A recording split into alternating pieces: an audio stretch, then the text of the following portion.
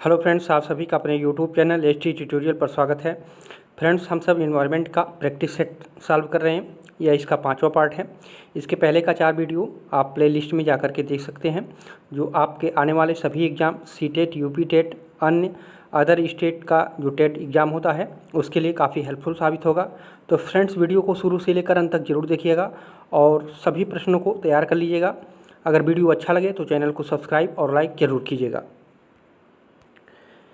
पहला प्रश्न है, हम चारों ओर जिन दशाओं से घिरे हुए हैं उनका योग क्या कहलाता है? तो सही उत्तर हो जाएगा आपका ऑप्शन नंबर डी, पर्यावरण कहलाता है। ठीक है, हमारे चारों ओर जिन दशाओं से घिरे हुए हैं उनको हम पर्यावरण कहते हैं।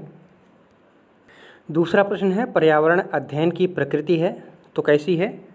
तो ऑप्शन नंबर डी आपका सही हो जाएगा, बहु अनुशासनिक है। ठीक है, ये इम्पॉर्टेंट प्रश्न है, पूछा जाता है।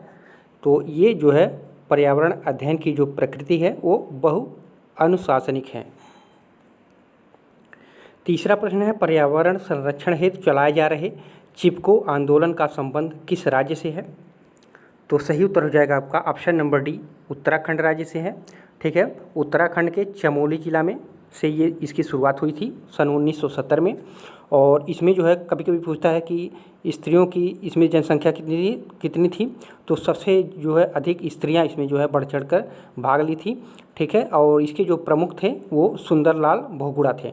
ठीक है, तो ऑप्शन नंबर आपका डी सही हो जाएगा। और इसकी शुरुआत अगर देखा जाएगा तो 1970 में हुआ था।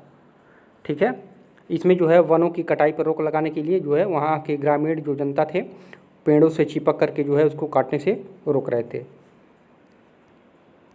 चौथा प्रश्न है, वैश्विक पर्यावरण के लिए सर्वाधिक महत्वपूर्ण वन है?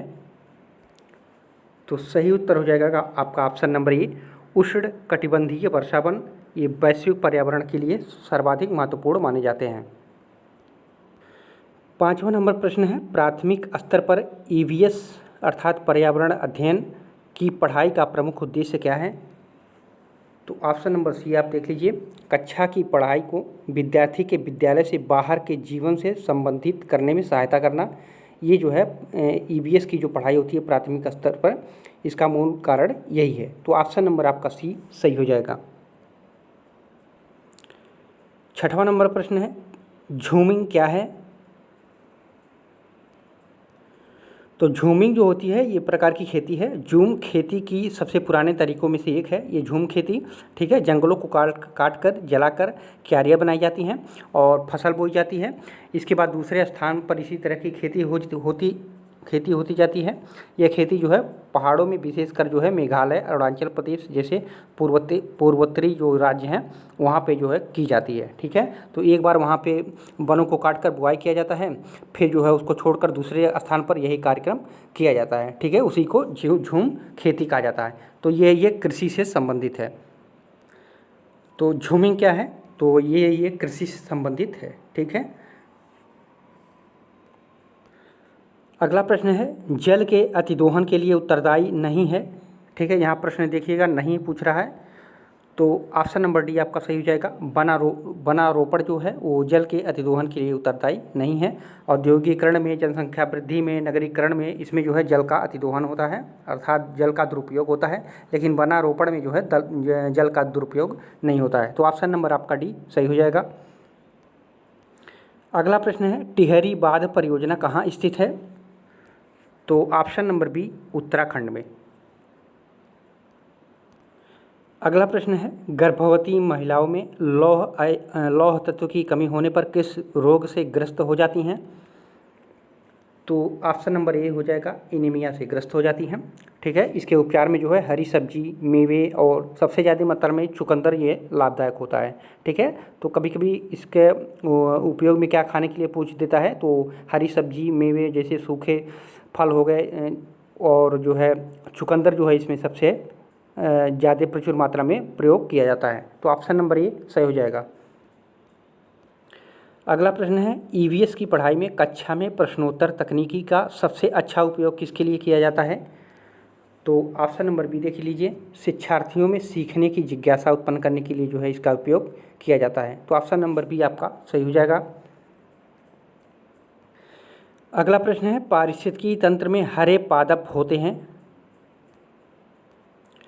तो हरे पौधे जो होते हैं वो स्वपोषी कहलाते हैं, क्योंकि यह इस प्रक्रम के लिए मिट्टी से जल व पोषक तत्व, वायु से कार्बन डाइऑक्साइड प्राप्त करते हैं तथा सूर्य से सौर ऊर्जा अवशोषित करते हैं। ठीक है, तो हरे जो पौधे होते हैं वो उत्पादक का कार्य करते हैं। तो सही उत्तर हो जाएगा आपका, पारिस्थितिकी तंत्र में जो हरे पादप होते हैं वो अपघटक का कार्य करते हैं, अपघटक होते हैं। ठीक है, तो ऑप्शन नंबर सी आपका सही हो जाएगा।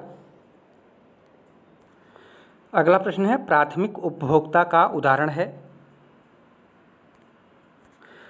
तो प्राथमिक उपभोक्ता वो होते हैं जैसे पौधों द्वारा उत्पन्न किए गए भोजन को ग्रहण करने वाले जंतु शाकाहारी होते हैं और उन्हें जो है प्रथम श्रेणी का उपभोक्ता कहा जाता है। ठीक है, जैसे गाय, भैंस, बकरी, भेड़, हाथी, ऊँट, खरगोश, बंदर, ये सभी जो है प्रथम श्रेणी के उपभोक्ता कहलाते हैं, जो घास खाते हैं, मांस नहीं खाते हैं। ठीक है, शाकाहारी होते हैं, उन्हें जो है प्राथमिक उपभोक्ता की श्रेणी में रखा जाता है।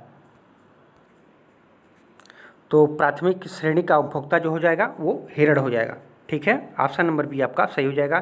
शेर भी जो है मांस खाते हैं, मेढक भी मांस खाता है। ठीक है, तो जो मांस नहीं खाते हैं, सिर्फ शाकाहारी घास खाते हैं, वो प्राथमिक उपभोक्ता होते हैं। तो ऑप्शन नंबर आपका बी सही हो जाएगा। अगला प्रश्न है, पारिस्थितिकी तंत्र के उत्पादक, उपभोक्ता व अपघटक मिलकर कहलाते हैं।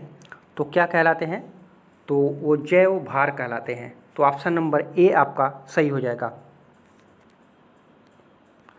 अगला प्रश्न है, समान प्रजाति के जीवों की विविधता को क्या कहा जाता है? तो ऑप्शन नंबर ए आपका सही हो जाएगा, आनुवंशिक विविधता कहलाता है। ठीक है, ऑप्शन नंबर ए। अगला प्रश्न है, ईवीएस की कक्षा में जल का पाठ पढ़ाते समय अंजलि ने अपनी कक्षा में जल के विभिन्न स्रोतों और जल को संरक्षित करने के लिए व्यक्तिगत क्रियाओं पर रोल प्ले आयोजित किया। इस क्रियाकलाप का मुख्य उद्देश्य है। तो ऑप्शन नंबर आपका सी सही हो जाएगा, अधिगम की प्रक्रिया में विद्यार्थियों का सक्रिय भाग लेना सुनिश्चित करना, ये जो है मुख्य उसका उद्देश्य था। ठीक है, तो ऑप्शन नंबर सी आपका सही हो जाएगा। अगला प्रश्न है, मिलियू शब्द का प्रयोग किसके लिए किया जाता है? तो ऑप्शन नंबर सी देख लीजिए, पर्यावरण के लिए इसका प्रयोग किया जाता है। तो ऑप्शन नंबर आपका सी सही हो जाएगा। अगला प्रश्न है, ऊन प्राप्त होता है। तो ऊन किससे प्राप्त होता है? तो ऑप्शन ए में देख लीजिए, भेड़ से, ऊँट से और याक से जो है ऊन की प्राप्ति की जाती है। ठीक है, तो देख लीजिए, इसमें शेर है तो शेर से होगा नहीं, इसमें हाथी है तो हाथी से होगा नहीं, और इसमें गाय है तो गाय से होगा नहीं। ठीक है, तो ऑप्शन नंबर ए आपका सटीक आ रहा है। तो आंसर भी आपका ए सही हो जाएगा। अगला प्रश्न है, बंदर, शेर तथा चूहे के घर क्रमशः हैं। तो बंदर का पेड़ होता है। ठीक है, शेर गुफा में रहता है और चूहा जो है बिल में रहता है। ठीक है, तो ऑप्शन नंबर आपका सी सही हो जाएगा, क्योंकि अब देख लीजिए, इसमें घोंसला में रहने वाला कोई है नहीं, और इसमें जो है गुफा, बिल, पेड़। ठीक है, तो ये उल्टा है, पहले बंदर तो गुफा में रहेगा नहीं, शेर बिल में रहेगा नहीं, चूहा पेड़ पे रहेगा नहीं। तो देख लीजिए, बंदर पेड़ पे, शेर गुफा में और चूहा जो है बिल में। ठीक है, तीनों सटीक बैठ रहा है। तो ऑप्शन नंबर सी आपका सही हो जाएगा। अगला प्रश्न है, पर्यावरण या इन्वायरमेंट शब्द किस भाषा के शब्द इन्वायर से उद्गित किया गया है? तो ये जो इन्वायर है, ठीक है, ये फ्रेंच भाषा है। ठीक है, फ्रेंच भाषा से लिया गया है और इसका अर्थ होता है हमारे चारों ओर, यानी आवरण, जिसे हम आवरण कहते हैं। ठीक है, तो ये जो है फ्रेंच भाषा से लिया गया है। अगला प्रश्न है, पर्यावरण अध्ययन की विषय वस्तु में सम्मिलित नहीं है। तो सीधे से दिख रहा है, राजनीतिक संरक्षण इसमें इसका कोई रोल नहीं है उसमें, पर्यावरण अध्ययन में। तो ऑप्शन नंबर ए आपका सही हो जाएगा। अगला प्रश्न है, पारंपरिक भारतीय परिवार की विशेषता है। तो जो पारंपरिक भारतीय परिवार की विशेषता होती है वो संयुक्त परिवार प्रणाली होती है, सही है। पितृसत्तात्मक परिवार होता है, सही है। संस्कारों एवं आदर्शों की प्राथमिकता होती है, ये भी सही है। यानी आप इसमें से जो है उपयुक्त तो सभी सही हैं। ठीक है, जो पारंपरिक भारतीय परिवार है वो ये इन तीनों पॉइंट्स को आप लोग देख लीजिए। ये तीनों पॉइंट्स जो है एक पारंपरिक भारतीय परिवार में मिलते हैं। तो आपका आंसर सही हो जाएगा ऑप्शन नंबर डी। अगला प्रश्न है पर्यावरण संरक्षण से संबंधित नहीं है। ठीक है, यहाँ देख लीजिए नहीं है पूछा है। तो जो रेड क्रॉस होता है ये पर्यावरण से संबंधित नहीं है, और ये रेड क्रॉस जो होता है युद्ध या विपदा के समय में जो है कठिनाइयों से राहत दिलाना इसका कार्य है रेड क्रॉस का। ठीक है, और रेड क्रॉस दिवस जो है 8 मई को मनाया जाता है। ठीक है, 8 मई, प्रत्येक वर्ष 8 मई को रेड क्रॉस दिवस मनाया जाता है। अगला प्रश्न है पारिस्थितिकी तंत्र का अर्थ है। तो पारिस्थितिकी तंत्र का जो अर्थ होता है वो जैव समुदायों एवं वातावरण का रचनात्मक एवं कार्यात्मक तंत्र होता है। ठीक है, इसी को जो है पारिस्थितिकी तंत्र के रूप में देखा जाता है। अगला प्रश्न है मानव शरीर हड्डियों का ढांचा मात्र रह जाता है, इसका कारण क्या है?